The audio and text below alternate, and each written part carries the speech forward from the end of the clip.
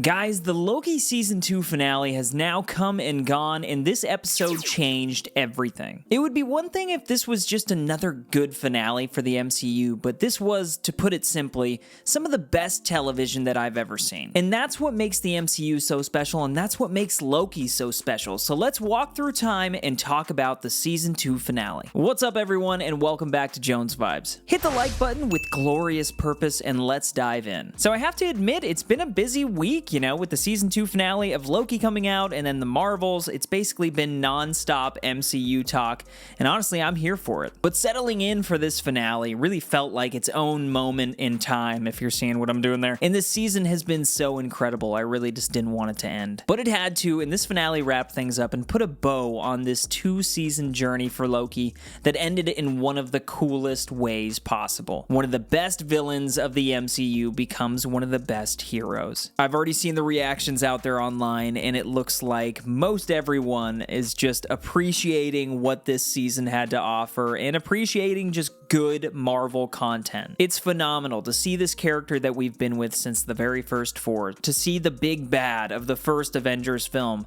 come full circle all the way through this show. I just think it's one of the most unique things that's ever been done with storytelling. And the episode was just phenomenal. Walking through it, I think the thing that got me the most was just how much time Loki spent in some of these scenarios, learning through trial and error, and then some of the humor that kind of found its way into some of these moments. You can always count on that when you're watching Loki. Like, the stakes can be life or death, literally for the multiverse, but it still finds room to not take itself too seriously. And it also consistently keeps you on your toes. For instance, when all of a sudden it just says centuries later. Loki's talking to OB and Victor Timely, and he's like, how long would something like this take? And they're like, maybe decades. And Victor Timely's like, or centuries. And then it's just like, centuries later. I was like, what? That is so long to think about Loki going through this. And it's just awesome to me that the writing team even took it there. Like, they weren't afraid to just take things there. Everything that Loki does in this episode, like, we literally witness him master time. He becomes God of time. And the evolution of this journey that we've taken throughout 2 seasons, even going back and talking to He Who Remains.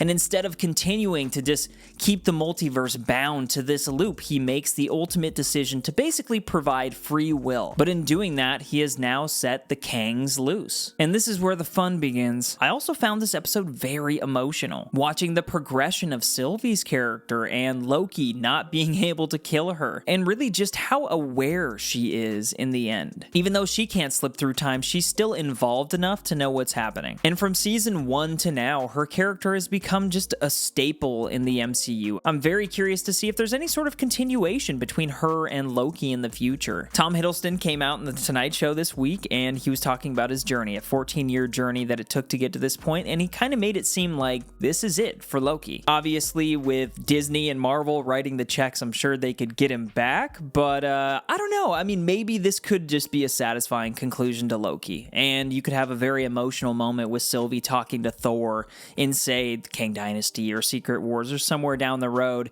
telling him what his brother did, telling him the evolution that his brother went through to kind of shape him into the hero that he became. And also telling Thor that Loki is watching, and Loki is, like, still with us and here. I don't know if that makes sense. Not with us, like, not that I'm, like, a part of the MCU, but with the heroes in the MCU, even though I feel like I'm part of the MCU. But also OB and B-15, like, all of these characters are just such a huge part of the MCU now. And for me, I'm just hoping to see them more. The TVA was a very special story to be a part of. Miss Minutes, Renslayer, even Victor Timely. Like, in the end, young Victor Timely not getting the handbook thrown to him, so now you just have this Kang out there, or Victor Timely, just getting to lead a normal life. Like, that kind of stuff is just, it's so powerful to me. It's interesting, man. And back to the emotion, like, the height of it in this episode was specifically the moment when Mobius and Loki, they're in that interrogation room from episode 1 of season 1. This moment that started it all, circled back on, And Loki learns from it. He realizes what he has to do, and he runs out on the bridge and strips away everything that he's been through, and he becomes what he was meant to be. He wraps up all of the branches of time into this tree of life, and now it's all just Loki. It's brilliant. It's just crazy. Like, the whole scene zooming in through all of these branches of time, and they're turning green. It was just one of the craziest things that I've ever witnessed on television. And we get this mirroring scene in the end of Mobius and Loki. Mobius stops and he takes a second and he's looking at his life. You know, he leaves the TVA, and so he's kind of just out on this journey by himself now, and he's looking at this life he could have had.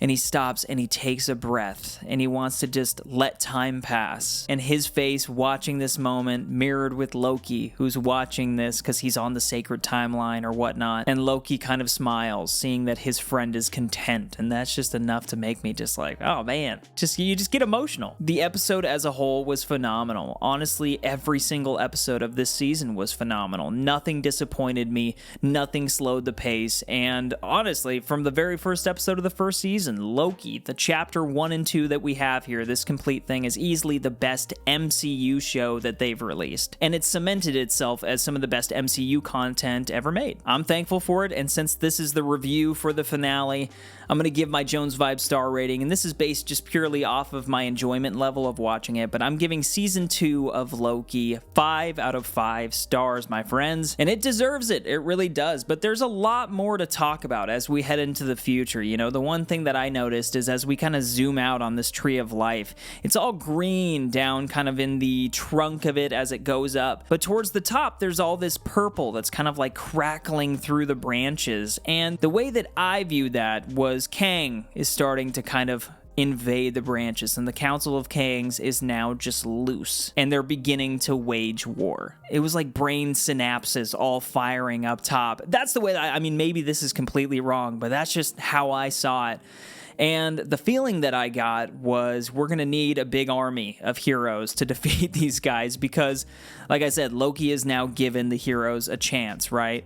And so with all these Kangs invading, you're going to need to go and get heroes from everywhere to try to fight this, because when you kill one Kang, another Kang appears. They seem to be endless. And so I think what's going to happen now is either Mobius or somebody from the TVA is going to go around and start enlisting heroes from different multiverses. And this is where we're going to get these X-Men heroes. This is where we're going to get, you know, Deadpool going around getting all these people. And it's really exciting. And for me, it all kind of is starting to really make sense. And so crazy times in the MCU. The Marvels just came out this weekend. There's a lot going on there. I just posted my review, so go ahead and check that out. But please, regarding Loki season 2, this finale, let me know all of your thoughts down in the comments. I'd love to hear what you guys think of all this. Do you think my theories are right here? Maybe I'm getting this way off. Please let me know what you think. Also, if you enjoyed this video and if you enjoyed all my breakdowns of Loki season 2, hit the like button for me. That support means more than you know. You can also follow me on X at Jones Vibes Only, and don't forget to keep up the good vibes, guys. But Loki season 2 will go down in history as possibly one of the best MCU projects.